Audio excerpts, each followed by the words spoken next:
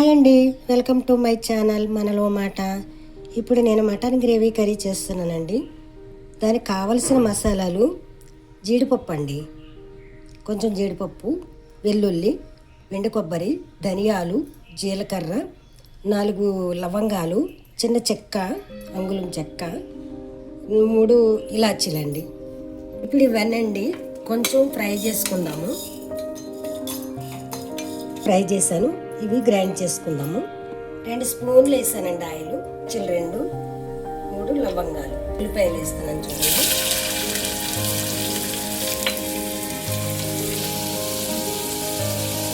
ఉల్లిపాయలు త్వరగా వేపాలంటే చికెన్ వేస్తానండి.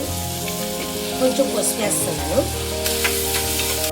అల్లం వెల్లుల్లి పేస్ట్ వేస్తున్నానండి. ఈ అల్లం వెల్లుల్లి పేస్ట్ పచ్చివాసన పోయే వరకు తిప్పుతూ ఉండాలి. 1/2 కిలో మటన్ తీసుకున్నాను.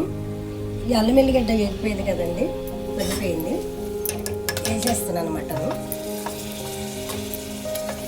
మటన్ మగ్గిపోయింది. ఇప్పుడు ఉప్పు కారం అన్నీ వేసుకుందామండి. ఇప్పుడు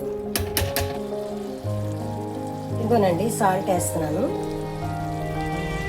నాకు ఉల్లిపాయల్లో కొంచెం వేసాను కదా, కారం కూడా వేసుకుందామండి తగినంత.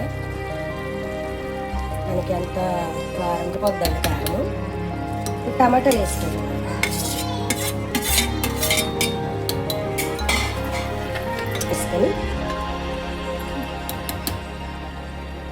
ఇప్పుడు కొంచెం వాటర్ వేసుకొని కుక్కర్ మూత పెట్టుకుందామండి.